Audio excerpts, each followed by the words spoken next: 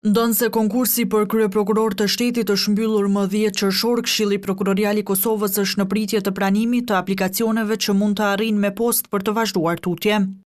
Në një përgjigje për televizionin Dugagjini, nga ky institucion nuk kanë treguar numrin e aplikimeve, por kanë thënë se paneli vlerësues ende nuk është mbledhur. Paneli vlerësues ende nuk është takuar për të shqyrtuar aplikacionet e kandidatëve, pasi aktualisht jemi në pritje të pranimit të aplikacioneve që mund të arrijnë përmes postës brenda afateve të parapara ligjore. Për këtë arsye, në këtë fazë nuk kemi në dispozicion numrin përfundimtar të aplikantëve, emrat e plotë të kandidatëve apo një listë të finalizuar të tyre. Pas përfundimit të kësaj faze, Këshilli Prokurorial i Kosovës do të informojë publikun për hapat e mëtejmë të procesit. Por tashmë në media janë raportuar emrat e 5 kandidatëve që kanë konfirmuar se kanë aplikuar në këtë konkurs. Në mesin e tyre janë Adhe Dema, prokuror në Departamentin për hetimin e terrorizmit në Prokurorinë Speciale, Naim Abazi, prokuror në Departamentin për hetimin e korrupsionit dhe krimit financiar në Prokurorinë Speciale, e nga i njëjti departament është edhe Rafet Halimi. Pozitën e kryeprokurorit të shtetit e synon edhe një herë Shqipdon Fazliu, prokuror në zyrën e kryeprokurorit të shtetit, i cili kishte aplikuar edhe më parë, si dhe Zejnullah Gashi, kryeprokurori prokurorisë themelore në Prishtinë. Ky i fundit vetëm ka konfirmuar se ka aplikuar, derisa tha se nuk mund të flasë aktualisht me që aplikacioni është në fazën e shqyrtimit.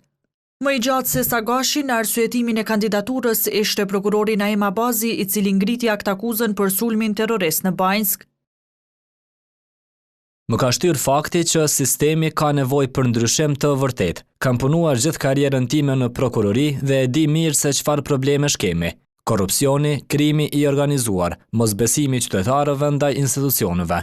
Nuk jam këtu për pozicion, jam këtu sepse besoj që mund të bëj diferencë. Sa për pritjet, pres një konkurs të ndershëm, të bazuar vetëm në merit, asgjë më shumë, asgjë më pak. Nëse e kemi këtë, drejtësia fiton dhe me të fiton qytetari.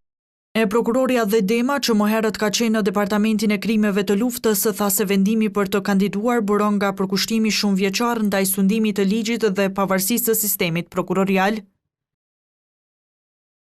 Prioritetet e mia do të jenë forcimi i integritetit institucional, rritja e efikasitetit në trajtimin e rasteve, lufta kundër krimit dhe korrupsionit, si dhe avancimi i besimit të qytetarëve në sistemin e drejtësisë. Konkursi i ri për kryeprokuror të shtetit u hap 4 vjet pasi që kishte dështuar ai parapraku. Pas shpalljes së këtij konkursi, kryeprokurori i Prokurorisë Speciale Blerim Isufaj, i cili kishte qenë i propozuar për këtë pozitë më 2022-ën, por nuk u dekretua nga presidentja, ka paraqitur padi në gjykatën administrative duke kërkuar që konkursi i shpallur nga KPK-ja të pezullohet, por gjykata e refuzoi. Kundër këtij refuzimi, Isufaj është ankuar në gjykatën e apelit, e cila akoma nuk ka marrë një vendim.